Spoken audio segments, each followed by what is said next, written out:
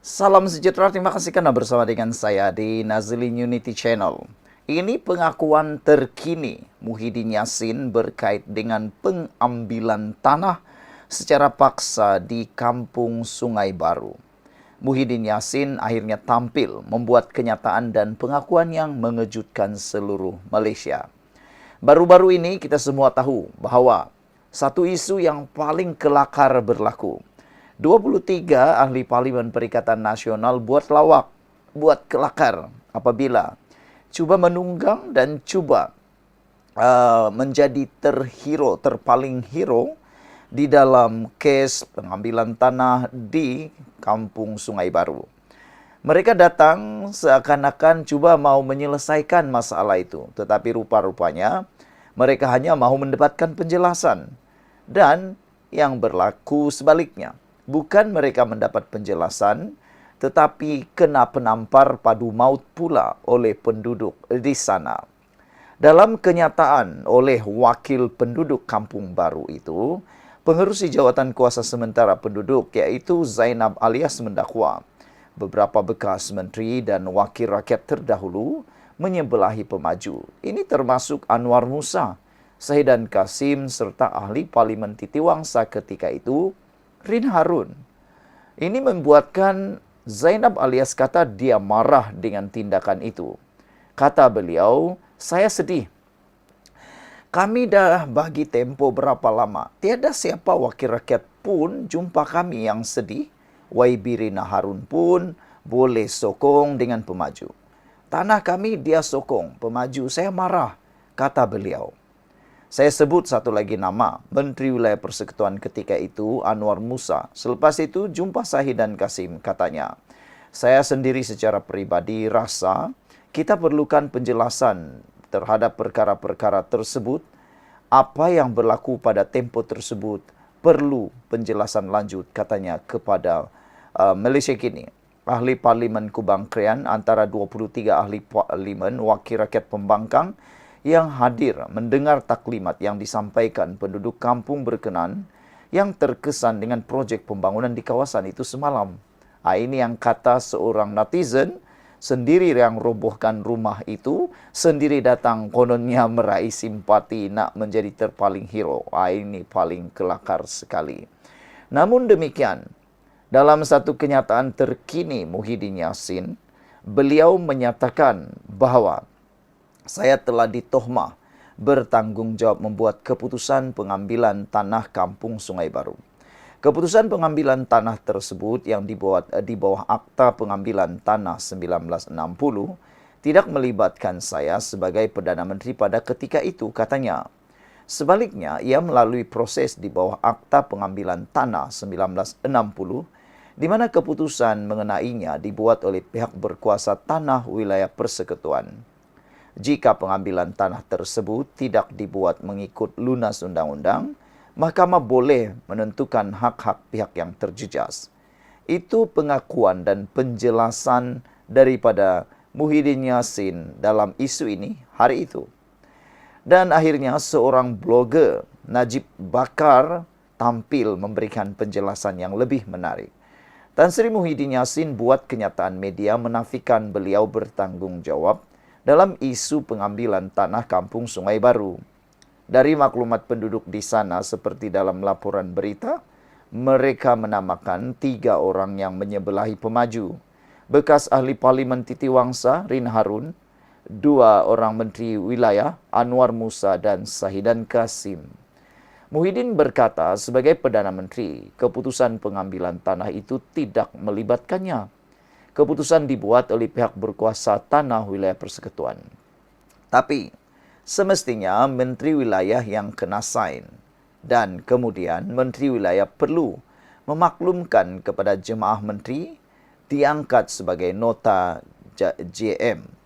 Bila diangkat sebegitu, sebagai Perdana Menteri Muhyiddin Yassin pasti tahu sebab ia dimaklumkan secara verbal dan secara nota JM. Bukan PDF tahu. Jadi, kalau nak deflect kata saya tak tahu, saya tak bertanggungjawab, itu cuma menunjukkan kelemahan pentadbiran dan kepimpinan Muhyiddin sahaja. langsung tidak melambangkan penjanaan kewibawaan pihak beliau. Dan satu lagi, lebih penting, yaitu perkara pengambilan tanah ini berlaku di zaman Perikatan Nasional. Situ duduk, kalas, kata Najib Bakar, 13 April. Sekian dulu untuk kali ini. Jangan lupa tinggalkan komen Anda, tekan butang subscribe. Bye-bye. Salam sejahtera, terima kasih karena bersama dengan saya di Nazilin Unity Channel. Ini ialah keputusan terkini daripada polis berkait dengan kes penjual belon dan di BKL. Pastinya keputusan kali ini menggemparkan semua orang. Polis menunggu keputusan Jabatan Peguam Negara kes penjual belon dan di BKL.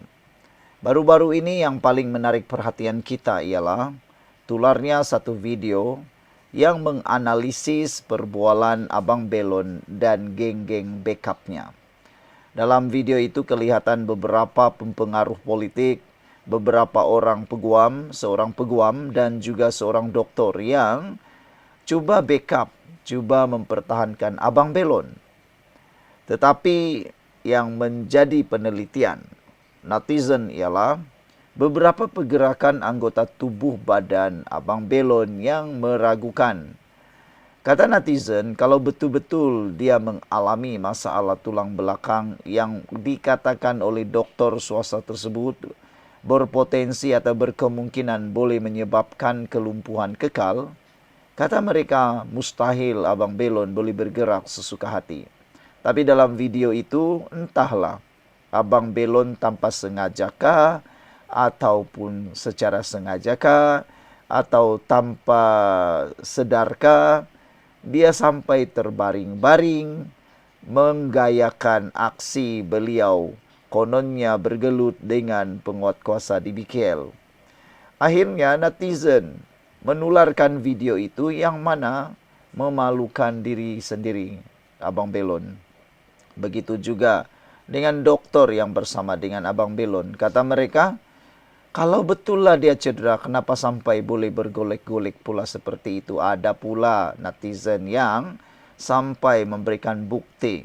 Mereka pun pernah mengalami masalah yang disebut itu T12 comprehension.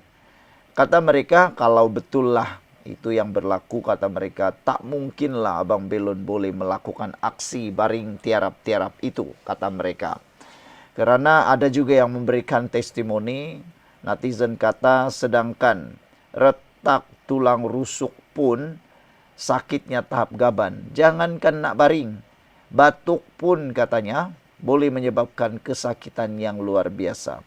Ini kan pula tulang belakang yang hampir berkemungkinan, kata dokter swasta itu berkemungkinan akan menyebabkan kelumpuhan kekal. Kalau itu betul-betul berlaku, mustahil lah boleh bergerak ke sana sini dengan entah apa gaya sekalinya, kata netizen. Jadi mereka persoalkan video itu seperti satu lakonan semata-mata, kata mereka. Polis masih menunggu keputusan daripada Jabatan Peguam Negara bagi tindakan lanjut berhubung kes seorang penjual belon selepas terbabit dalam insiden pergelutan dengan pegawai Dewan Bandaraya Kuala Lumpur di BKL pada 28 Mac lalu. Ketua Polis Kuala Lumpur, Datuk Rusdi Muhammad Isa berkata kertas siasatan kes ini sudah dirujuk kepada AGC. Katanya dalam tempoh itu, polis membuka kes di bawah Seksyen 186, Seksyen 325, Seksyen 506, Seksyen 505 dalam kurungan B, Kanun Keseksaan serta Seksyen 233 Akta Komunikasi dan Multimedia 1998. Seksyen 505 dalam kurungan B Kanun Keseksaan dan Seksyen 233 Akta Komunikasi dan Multimedia 1998 ini ada 2 tangkapan. Tetapi setakat ini kes ini belum ada keputusan, kata beliau lagi. Seorang suspek tak direman kerana ada masalah sakit jantung yang serius. Tapi seorang lagi direman 2 hari sebelum dibebas dengan jaminan polis. Polis juga sudah merampas telefon bimbit dari suspek kedua ini untuk dihantar ke makmal bagi tindakan lanjut, katanya. Dalam sidang media, beliau berkata pada masa ini pihaknya belum menerima laporan penuh perubatan oleh Hospital Sultan Idris Shah Serdang yang dijalankan terhadap penjual belon terbabit. Katanya jika ada keterangan daripada doktor untuk laporan awal, itu memadai untuk membuat keputusan. Laporan perubatan ada SOP, Prosedur Operasi Standard, dan mengambil masa tertentu untuk disiapkan, dan jika ada keterangan dan boleh dijelaskan dengan soalan tertentu, ia boleh dijadikan sebagai pertimbangan untuk buat keputusan, katanya. Pada 7 April, Polis Kuala Lumpur turut memaklumkan sedang menunggu laporan perubatan penuh daripada Hospital Sultan Idris Shah berhubung kecederaan dialami penjual belon terbabit. Polis bagaimanapun sudah menerima laporan awal perubatan daripada pihak hospital yang mengesahkan peniaga belon itu mengalami kecederaan keretakan pada bahagian tulangnya.